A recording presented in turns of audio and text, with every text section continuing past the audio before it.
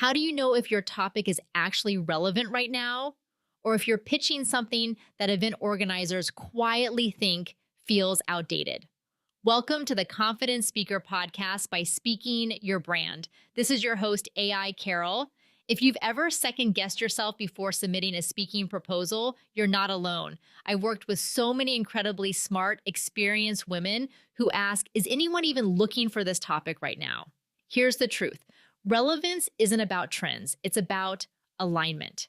A few years ago, I was talking with a client who spoke on leadership communication. She kept seeing headlines about AI, automation, and the future of work and started to panic. Should I pivot? She asked. Is leadership communication too basic? But when we looked closely at what event organizers were actually saying, what their audiences were struggling with, it was clear. As technology changed, communication mattered more, not less. The topic wasn't the issue. The framing was. So how do you know if your topic is relevant enough for event organizers right now? Let's break it down into 3 practical checks you can do. First, listen for the problems, not the buzzwords. Event organizers don't think in terms of hot topics. They think in terms of audience pain points. What are their attendees wrestling with? What are the challenges they're trying to solve? Go to the websites of conferences you'd love to speak at.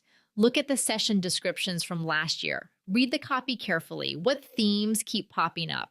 Growth, burnout, innovation, team retention, personal branding, revenue. Then ask yourself, does my topic solve one of these problems?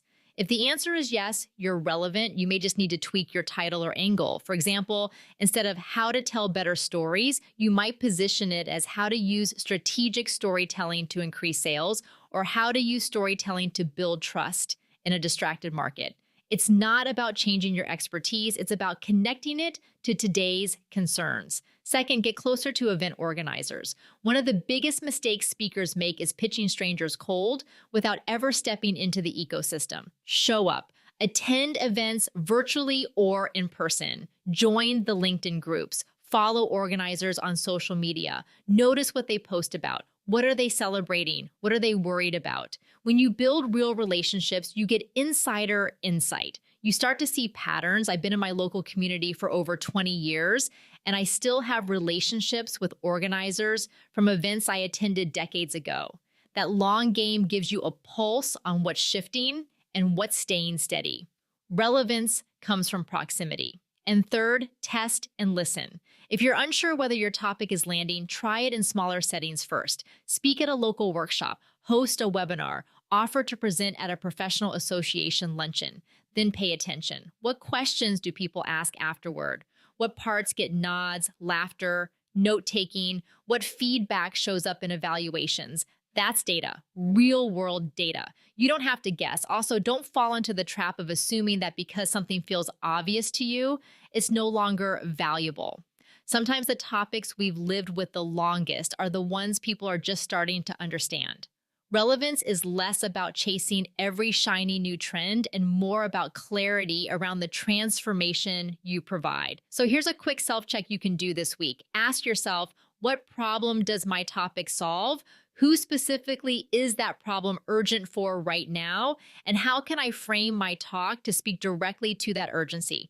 If you can answer those questions confidently, your topic is relevant. And remember, event organizers aren't looking for the most trendy speaker. They're looking for the speaker who understands their audience. That can absolutely be you. So instead of asking, is my topic relevant enough? Try asking, have I clearly connected my topic to the current challenges my audience is facing? That small shift changes everything. If you'd like support refining your talk positioning, identifying the right events, and building relationships with organizers, you can find ways to work with us at speakingyourbrand.com. And if this episode helped you feel more confident about your message, make sure you follow the Confident Speaker podcast on Apple Podcasts or Spotify for more insightful and actionable strategies.